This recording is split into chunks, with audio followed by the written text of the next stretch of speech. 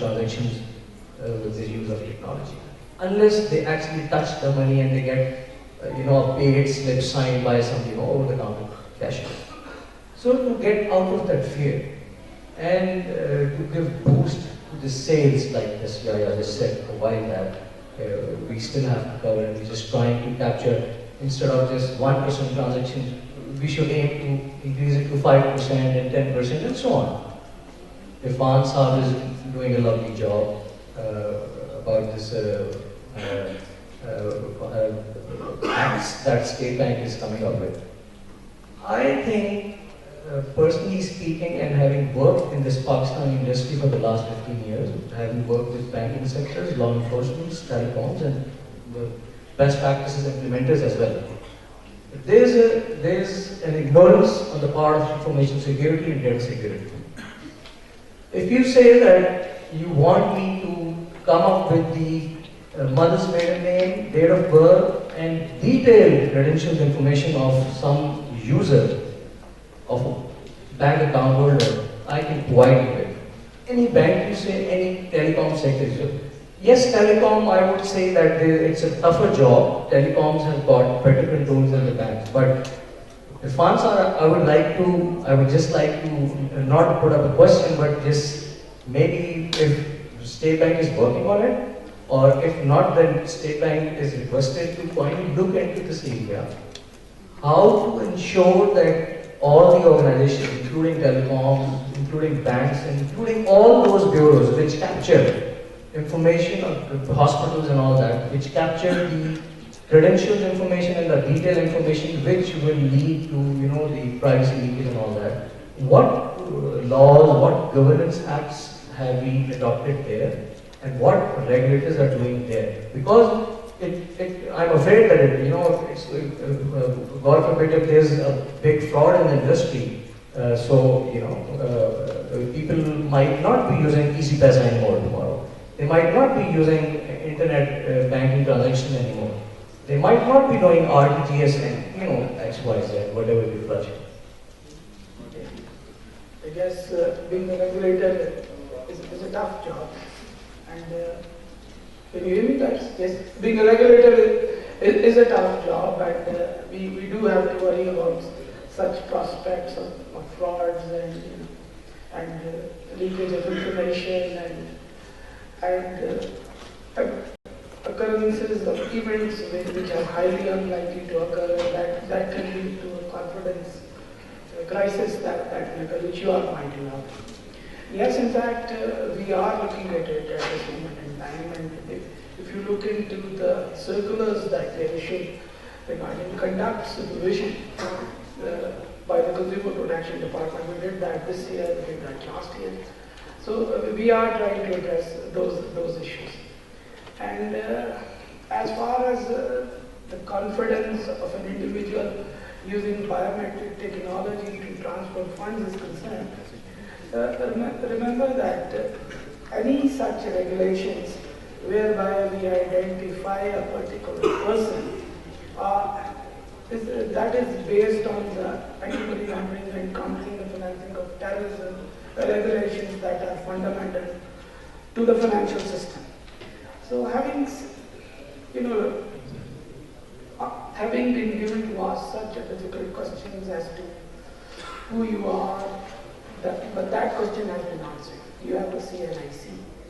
And then where you come from, again, the CNIC and the biometric really gets you data from that. So that is, I guess, making things easier rather than difficult. And yes, if you go to a financial institution, they'll start to ask much more questions than are being asked for a level 0 account. So I am not apprehensive. I'm quite confident that once the level of awareness that we are currently working on improves, then hopefully the mobile wallets would be successful. And they already are. And if you look at the figures that I kept from nearly 12% to 13% financial inclusion, a lot of credit that goes to the mobile wallet accounts that are being opened. And those mobile wallet accounts open more accounts and to use those mobile wallet accounts for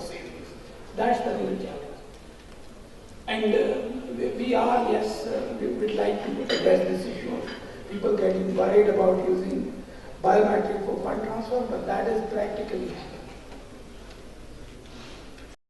If I do get that, then I'll definitely like to address that.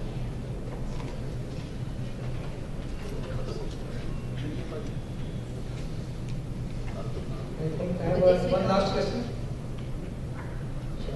Hello. With this we come to. Sorry.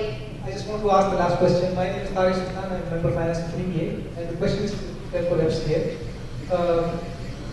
Yahya talked about having started offering micro insurance, and we recently came across a company and UK based month, and as high as 300 rupees, 1.5 million rupees. Tapping various, identifying and tapping various areas where there is a need for the people to use the financial services, and for example, pension distribution and other things. Have you thought about partnering with the pension funds in Pakistan and all the insurance companies in Pakistan to offer the micro insurance for masses of people? That's how the major financial inclusion will be achieved. And providing pension for the common man. Unfortunately, we don't have a national pension plan in Pakistan like some of the developed economies. But I believe that a self-funded pension plan can be very easily implemented in Pakistan.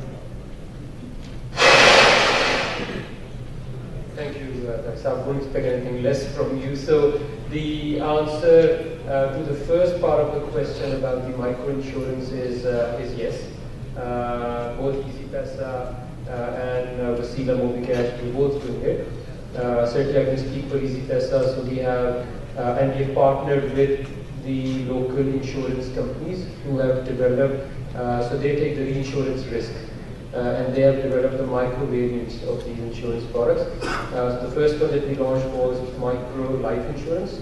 We have about 1.5 million active subscribers into that program. And then recently we've also launched micro health insurance product. And we only launched about 4 months ago, and we already have about 100,000 subscribers into that. The second part of your question about the self-invested pension plans. That certainly is one area which we haven't launched, but we are actively looking at it. With this, we come to the end of this session's discussion. I will now call upon Dr. Stephen Shihon, Program Officer, Asia Pacific Telecommunity, to please come on the stage and distribute the mementos among the fresh participants for this discussion.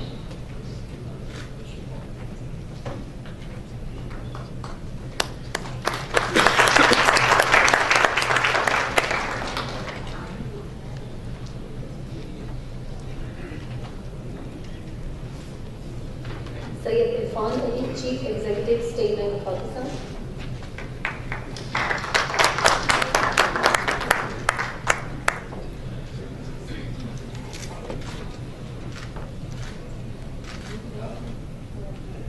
Yahya Khan, Head Telenor EasyPesa.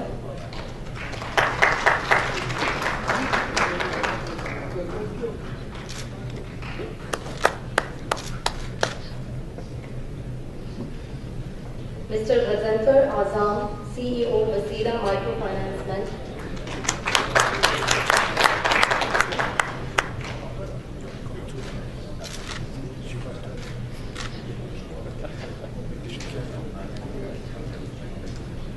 Director General Commercial Affairs, Dr. Salim.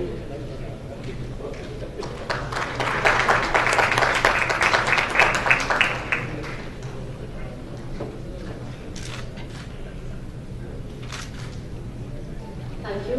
We'll now have a half an hour tea break and we'll resume our discussion after the tea.